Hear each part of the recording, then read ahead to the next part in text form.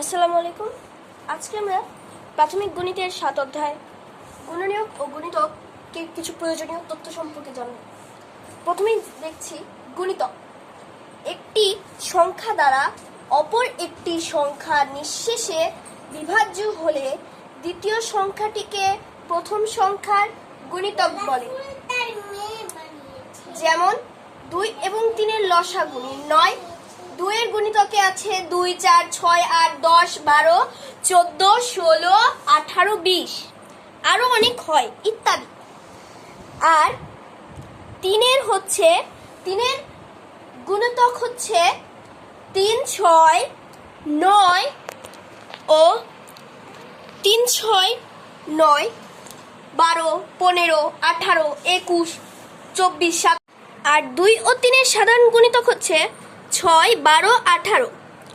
এবার লসাগু হলো 6, কারণ লসাগু অর্থ লঘিষ্ঠ সাধারণ গুণিতক।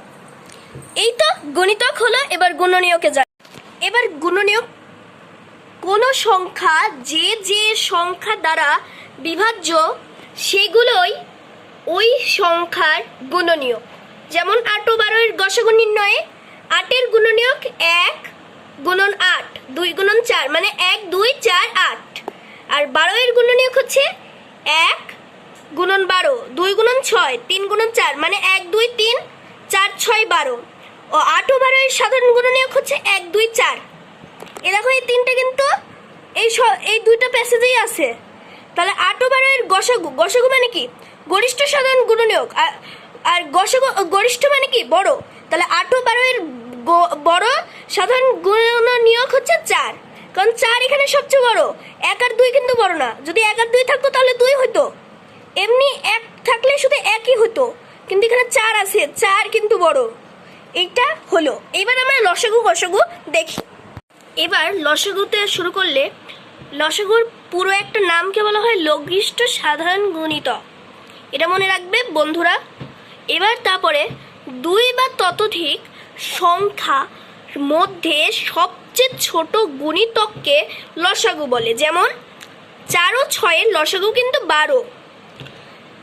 এইবার তোমাদেরকে বলি এটা কিন্তু হচ্ছে কাকে বলে, আর এটা কিন্তু তার বড় নাম। আমি কিন্তু এটা দেখো এখানে একটা ব্র্যাকেট দিছি, বন্ধনী দিছি, আর এখান থেকে কিন্তু লেখা শুরু করেছি। এটা কিন্তু তোমরা বড়, এটাকে কিন্তু লিখো না, মার্ক কিন্তু 0 পাবে। আর এটা লিখলে তোমাদের ফুল মার্ক পাবে ওইটার। তো এটা লিখবে। এবার গসাগুতে চলে যাই। এবার গসাগু মানে তো তোমাদেরকে আমি প্রথমেই বললাম, তাই না? গরিষ্ঠ সাধারণ গুণনীয়ক। এটা কিন্তু তাদের বড় একটা নাম, এটা কিন্তু ছোট নাম।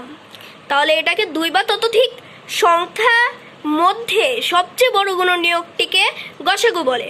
এটা কাকে বলে? আর এটা হচ্ছে, আর যদি সাধারণ মৌলিক গুণনীয়ক না থাকে তাদের গসাগু 1 হয়। যেমন 8 ও 12-এর গসাগু 4। এবার এই 1, এবার 3 ও 5-এর গসাগু 1। তো আজকের মতো এতটুকুই। এর পরের ক্লাসে আমরা কিভাবে গুণনীয়ক ও গুণিতকের কিছু অঙ্ক করব। তো বাই বাই, আমাদের সাথেই থাকো। সাবস্ক্রাইব, কমেন্ট, লাইক করতে ভুলবে না, আর সবাইকে শেয়ার করবে তোমার শিক্ষার্থী বন্ধুদের।